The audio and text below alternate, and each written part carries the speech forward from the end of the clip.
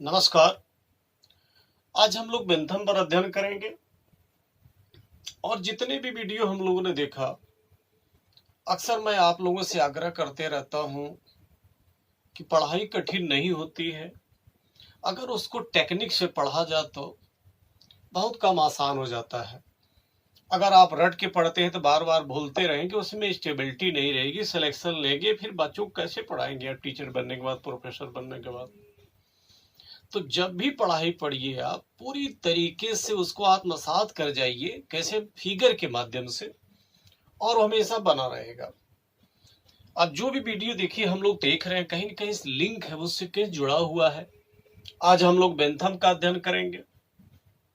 Bentham के पहले Rousseau हम लोगों ने देखा, उससे भी लिंक है। बेंथम के तमाम पहलुओं का हम लोग अध्ययन करेंगे। अधिकतम व्यक्तियों का अधिकतम सुख किसने कहा, ये कोटेशन है, क्या कंसेप्ट है।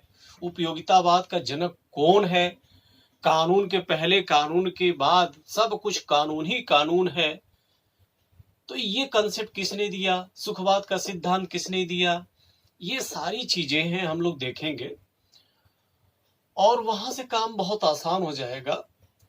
तो बेंथम के पहले थोड़ा सा हम लोग रूसो देखें। रूसो का वीडियो आप लोगों ने देखा होगा।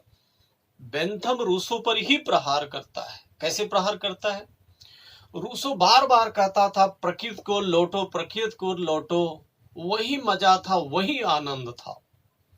हम लोगों ने देखा भी था पिछले वीडियो में कैसे कहता, थोड़ा सा देखिएगा। अगर हम लोग रूसो की बात करते हैं तो रूसो प्राकृतिक अवस्था का वर्णन बहुत अच्छा करता है। कहता है प्राकृतिक अवस्था में लोग बहुत अच्छे थे, वेरी गुड थे, आदर्श बर्बर थे। आदर्श का मतलब अच्छे थे, बर्बर का मतलब जंगली थे, अच्छे जंगली थे। और इस समय लोगों के पास अज्ञानता, भोलापन, गरीबी थी, लोग बहुत खुशहाल थे। लेकिन जनसंख्या बढ़ने से समस्याएं पैदा हो गई, संसाधन सिमट गए और जनसंख्या विस्फोट जानते संसाधन के सापेक्ष ही चलता है। संसाधन सीमित होने लगे, जनसंख्या बढ़ने लगी, जिसे लोगों ने घेरा बनाना शुरू कर दिया, ये जंगल मेरा है, ये जमीन मेरी है, जिसे और लोग भी करने लगे, जिसे शांति क्या हो गई, गायब हो गई, काफूर हो गई।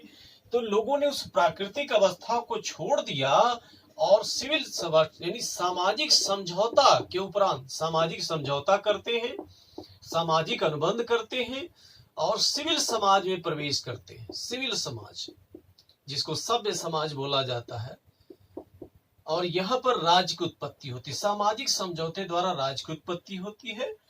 और कहता है जो लागू होगा, इस पर जो कानून लागू होगा वो सामान्य इच्छा का कानून होगा। सामान्य इच्छा, सामान्य इच्छा क्या है? आदर्श इच्छाओं का योग, व्यक्तिगत इच्छाओं का नहीं, आदर्श इच्छाओं का योग। पिछले वाली वीडियो मैंने डिटेल बता दिया, वहां से आप लोग देख लीजिएगा। तो आदर्श इच्छाओं का योग जो भी है, भले ये प्राकृतिक अवस्था को छोड़ देते, लेकिन बार बार कहता प्रकृति को लौटो, प्रकृति को लौटो, वही मजा आ रहा था। बेंथम कहता है कि तुम बेवकूफ हो, प्रकृति को कहां लौट सकते, प्रकृति को लौट ही नहीं सकते। इससे सबसे बढ़िया क्या होगा कि जहां जहां लोगों को आनंद आ रहा है, लोग उसको बता दे और वही कानून बना दिया जाएगा, उसको लागू कर दिया जाएगा। ये तो सबसे बढ़िया रहेगा। बार बार कहते हो प्रकृति को लौटो, प्रकृति को लौटो, कहां संभव है। तो इस प्रकार की विचारधारा देता है। तो अब हम लोग डिटेल देखते हैं बेंथम का। बेंथम का जन्म लंदन में हुआ था, ब्रिटेन में हुआ था, वहीं जहां हाब्स पैदा हुआ था, जहां लॉक पैदा हुआ था। इसकी फेमस जो पुस्तक है शासन पर कुछ विचार, फ्रेगमेंट्स ऑफ गवर्नमेंट्स बोला जाता है। फिर दूसरी है नैतिक कानूनों का परिचय, introduction to the principle of morals legislation. ये इसकी किताब आप लोग याद रखिएगा। अब देखते हैं उपयोगितावाद का जनक। इसको उपयोगितावाद का जनक बोलते हैं। ये मेंस में भी आता है और जो टीचर वाली परीक्षा देते हैं वहां भी आते हैं। उपयोगितावाद का जनक कौन है? उपयोगितावाद का जनक बेंथम होता है। कैसे होता है? वो कहता अधिकतम व्यक्तियों का अधिकतम सुख अधिकतम व्यक्तियों का अधिकतम सुख संबंधी कानून बनाना चाहिए। यह सामान्य इच्छा की बनाता है रूसो। ये कहता अधिकतम व्यक्तियों का अधिकतम जहां मजा आए, जहां आनंद आए, लोगों को जहां मजा आ रही है वो बता दे, वो कानून बना दिया जाएगा, उसको लागू कर दिया जाएगा। ये बहुत बार कोटेशन पूछे गए हैं। अधिकतम व्यक्तियों का अधिकतम सुख किसने सिद्धांत दिया है? तो बेंथम ने दिया है। जब वो कहता जिसको जहां मजा आती वो बता दो, लागू कर दिया जाएगा, तो इससे उपयोगितावाद व्यक्तिवाद पर ही आधारित है। उपयोगितावाद क्या है? जो लोगों के लिए उपयोगी है। अधिकतम व्यक्तियों का अधिकतम सुख क्या है? उपयोगी, यही उपयोगितावाद है। और ये उपयोगितावाद कानून बन जाएगा, और ये कानून, ये उपयोगितावाद व्यक्तिवाद पर आधारित है। व्यक्तिवाद कैसे हो गया? जिसको जहां मजा आ रही वो बता दे, कानून बना दिया जाएगा, उसको लागू कर दिया जाएगा। बेंथम कहता है संसार में जितने भी मनुष्य हैं सब के सब दो संप्रभुताधारी शक्ति के अधीन ही होते हैं। उसमें आप भी हैं, हम भी हैं, सब लोग हैं। वो कौन सा है? सुख और दुख। बेंथम कहता है दो ऐसी शक्तियां हैं, उसके अधीन ही संसार का प्रत्येक मनुष्य रहता है, आप भी रहते हैं। अगर इससे कोई कहता है कि नहीं इसके अधीन नहीं है, तो वो झूठ बोलता है, वो दिखावा करता है। हमेशा मनुष्य इसी का अधीन ही रहता है, इसे वंचित नहीं हो सकता। चाहे वो सुख हो चाहे दुख हो। आपके जीवन में क्या है? सुख है, दुख है। कभी सुख आता है, कभी दुख आता है, कभी दोनों आ जाते हैं साथ में, लेकिन जीवन भर बने रहेंगे सुख और दुख। बेंथम कहता है कि विभिन्न सुखों में गुण का नहीं परिमाण का भेद होता है। याद रखेंगे, कहता विभिन्न सुखों में गुण का नहीं, यानी क्वालिटी का नहीं, क्वांटिटी का केवल भेद होता है। कहता सुख की मात्रा समान होने पर पुष्पिन भी उतना ही अच्छा होता है जितना कि काव्य पाठ। तो पुष्पिन क्या है? बच्चों का खेल है, वो अपने हिसाब से बताता है कोटेशन। लेकिन यहां जान लीजिए, वो कहता है चाहे मजा जहां आए, चाहे कोई भी खेल हो, कोई भी काम हो, वो चाहे बच्चों का हो, चाहे बड़ों का हो, चाहे बुजुर्गों का, आना चाहिए क्या? मजा। जहां मजा आता है वही सबसे बढ़िया है। उसमें क्या प्रभाव डालेगा, गुण से कोई मतलब नहीं है, क्वालिटी से कोई मतलब नहीं है, क्वांटिटी से मतलब है। जहां जिसको मजा आए वही सबसे बढ़िया है, उसके गुण से मतलब नहीं। अर्थात इसका मतलब क्या हुआ? नैतिकता से कुछ मतलब नहीं है। अगर शराब पीने में जिसको मजा आ रहा शराब पियो, जुआ खेलने में मजा आ रहा है जुआ खेलो, इस प्रकार की बातें आप समझ सकते हैं। जिसको जहां मजा आ रहा है मजा लो, कोई दिक्कत नहीं है। हाँ, बता देगो और वो कानून बना के लागू कर दिया जाएगा। तो कहता है कि सुख में से दुख को घटाएंगे, दुख में से सुख को घटाएंगे।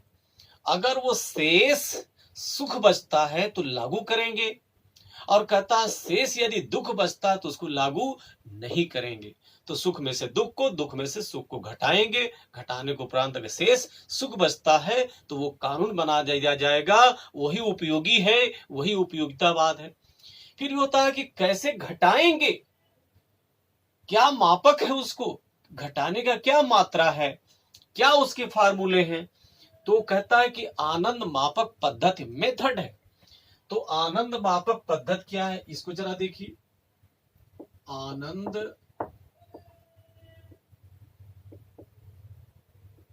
मापक पद्धति यानी कैसे उसको तौलेंगे, कैसे उसको नापे। जब कोई सामान आप लेते हैं तो तौला जाता है, घटाया जाता है, जोड़ा जाता है। उसी तरीके से कहता है कि आनंद मापक पद, आनंद को कैसे नापेंगे, कैसे तौलेंगे, तो वो फार्मूला बताता है। क्या फार्मूला बताता है?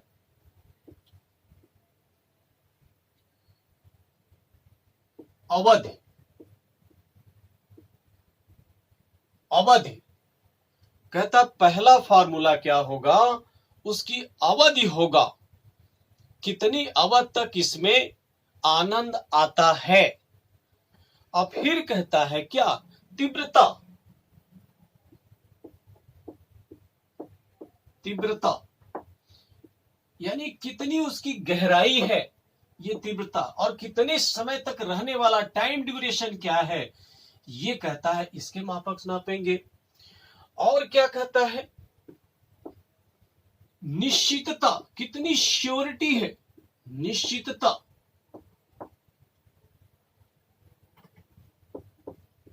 निकटता, निकटता या दूरी, यानी कितने निकट है और कितने पास है। उत्पादकता,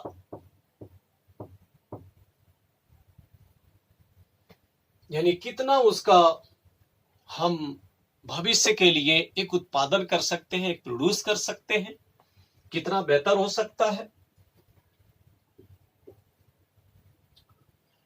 विशुद्धता, कितनी इसमें प्योरिटी है, ये भी कहता है। और विस्तार, कितना ये एक्सटेंड किया जा सकता है, कितना एक्सटेंड होता है, ये कहता है आनंद मापक पद्धति। ये फार्मूला दिया है, 7 फार्मूला।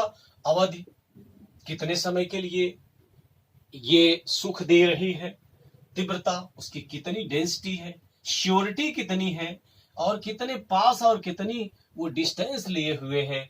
और फिर कहता है ये फर्टिलिटी कितनी है, कितनी ये उत्पादकता है, विशुद्धता, प्योरिटी कितनी है, और एक्सटेंड कितना है।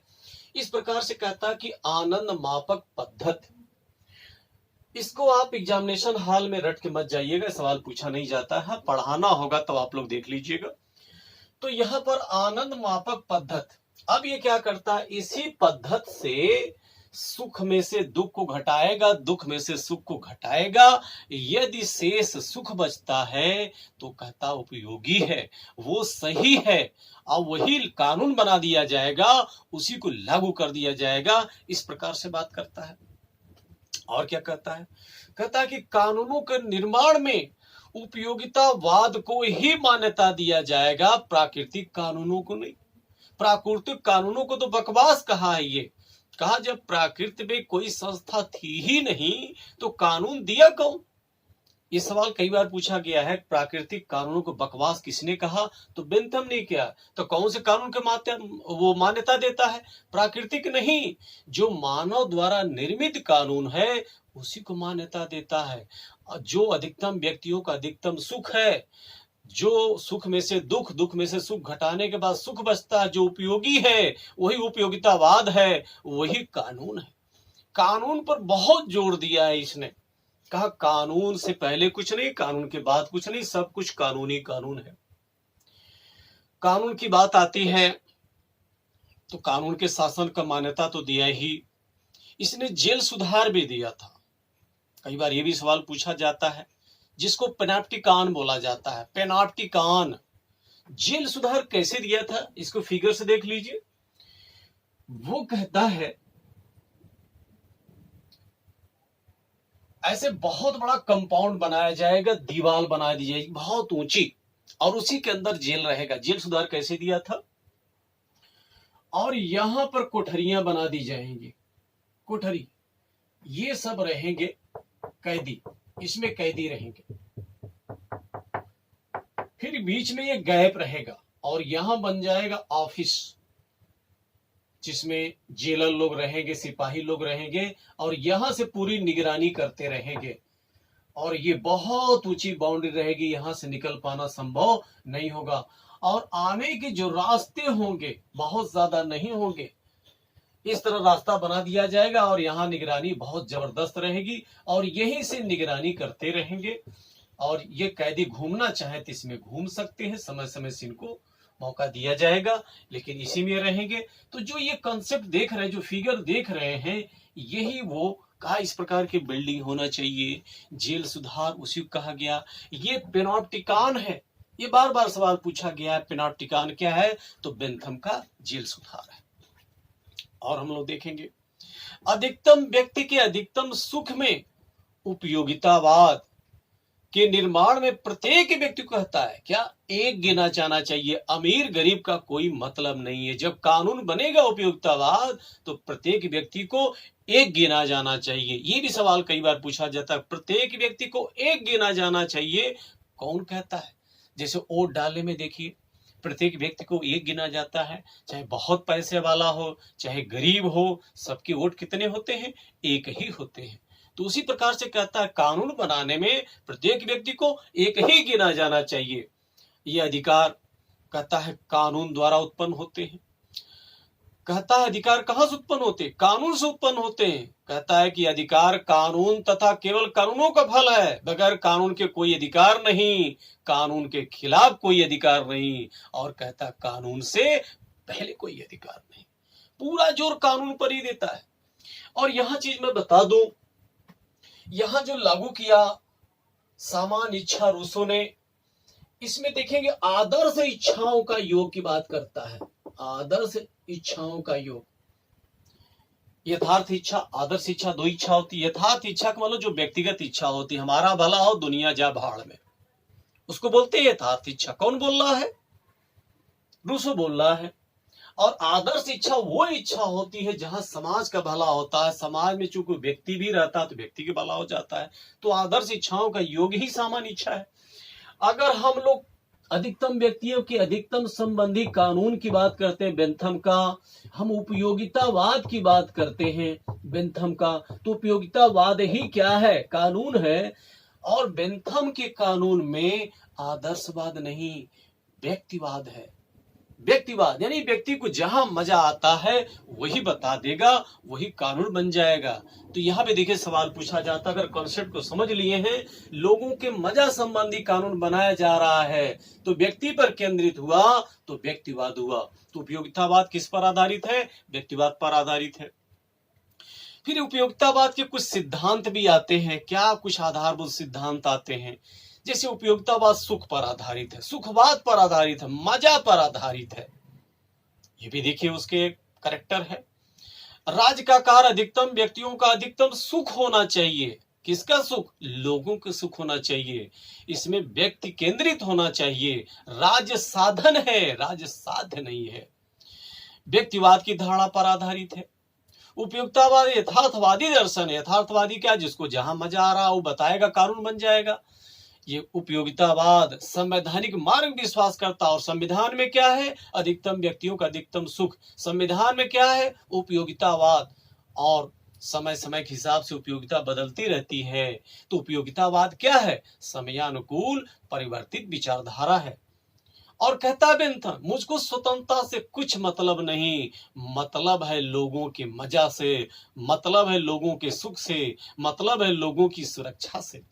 ये कॉन्सेप्ट देखता है, ये बहुत बढ़िया कॉन्सेप्ट। अगर आप समझते हैं इस चीज से तो बहुत आसानी समझ में आ जाता है। जितने सवाल बेंथम के आते हैं बस इतने से ही आते हैं, लेकिन यही पढ़ने में बड़ी दिक्कत हो जाती है। कुछ दिक्कत नहीं है, आप वीडियो देखते जाइए, बहुत आसानी समझ में आपको आता चला जाएगा। बेंथम के दर्शन की आलोचना भी किया जाता है। कैसी आलोचना? पहली बात तो अत्यधिक कहते हैं कि ये क्लियर नहीं हो पाता, ये अस्पष्ट है। कैसे?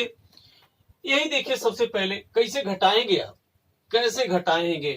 अरे कोई बटखरा होता तो उसमें घटा लेते, कोई अंक होता तो घटा लेते हैं। इस फार्मूले साथ जो फार्मूला दिया, कैसे आप घटाएंगे इसमें? अभी जैसे आपसे कोई कह दे हमको आधा किलो प्रेम दे दो, तो कैसे आधा किलो तौलेंगे? 2 किलो प्रेम दे दो, 4 किलो नफरत दे दो, कैसे तौलेंगे ये? तो ये उसी प्रकार से क्लियर नहीं हो पाता है, इसकी भी आलोचना किया जाता है।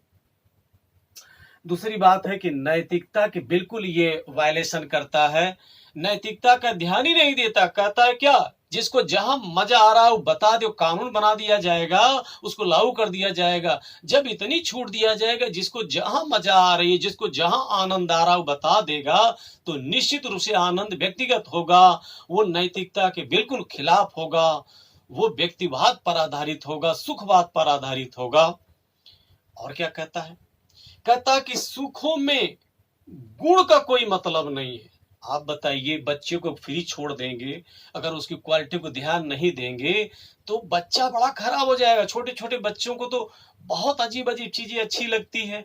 आप बड़े हो जाते, जवान हो जाते, आप देखेंगे कि पहली नजर में जो चीज अच्छी लगती है अक्सर रास्ता गलत तरफ ले जाता है। तो हमेशा गुण को ध्यान दिया जाता है। यहाँ पर क्या कर रहा बेंथम? कहता है क्या?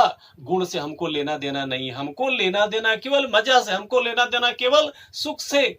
अगर हम लोग गुण को ध्यान नहीं देंगे तो संसार के लोग क्या हो जाएंगे, अनैतिक हो जाएंगे, उनकी दिशा ही क्या हो जाएगी, भटक जाएगी, कहाँ जाना कहाँ चले जाएंगे। अक्सर देखे होंगे जहां आनंद आता है वहां रास्ता, पढ़ने का मन तो नहीं करता, लेकिन जीवन का निर्माण कैसे होगा, पढ़ने से। मजा किस में आता है, खाओ पियो सो, ऐसे जीवन बनेगा। किसको शराब मजा आता है, बच्चों को बीड़ी सिगरेट पीने में मजा आता है, बच्चों को खेलने में मजा आता है। तो सिर्फ मजा ध्यान देंगे तो गुण क्या हो जाएगा, प्रभावित हो जाएगा, नैतिकता का मार्ग भटक जाएगा। कार्लायल इसीलिए कहता है कि जो बेंथम का दर्शन वास्तव में सुअर का दर्शन है। सुअर को कहा, गंदगी में ही मजा आता है। याद रखिए, सवाल पूछा गया है, सुअर का दर्शन किसका कहा जाता है, बेंथम का। कौन कहता है, कार्लायल। कार्लायल नाम याद रखिएगा, इसने कहा ये सुअर का दर्शन है। सुअर का दर्शन लगता है जिसको जहां मजा है वही करे, सुअर जैसा हो ही जाएगा, कीचड़े भाग जाएगी सुअर, वैसी तरह आदमी कीचड़े भाग जाएगा, वही अक्सर मजा आता है। तो ये देखिए इस प्रकार के कंसेप्ट दिए हैं। फिर ये होता है कि क्या इसका कोई मतलब भी है, कोई महत्व भी है संसार के लिए। हाँ, इसका महत्व है।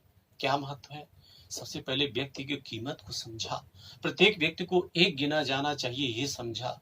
और क्या समझा, ये समझा कि जो कानून मानव द्वारा निर्मित किया जाता है वही ज्यादा महत्वपूर्ण है। कम से कम इसको तो समझा। वो ईश्वरीय कानून को नहीं माना, वो प्राकृतिक कानून को नहीं माना, वो मनुष्य को महत्ता देता है। और मनुष्य को महत्ता देते हुए मनुष्य के लिए जो गतिविधियां हो सकती हैं उसी पर केंद्रित करता है। तो ये भी उसका महत्व है।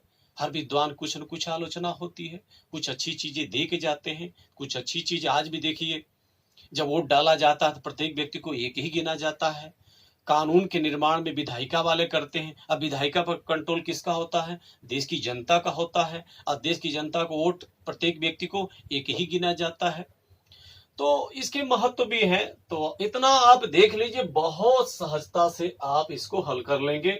मैं जितना वीडियो बना रहा हूं, देख रहे हैं कि आप बिल्कुल सीक्वेंस जोड़ दे रहा हूं, आप उसी सीक्वेंस से देखते जाइए, बहुत आसानी से आपको समझ में आ जाएगा। बड़ी सहजता से परीक्षा को आप पास कर लेंगे, बिल्कुल स्ट्रेस मत लीजिएगा। ठीक है, धन्यवाद।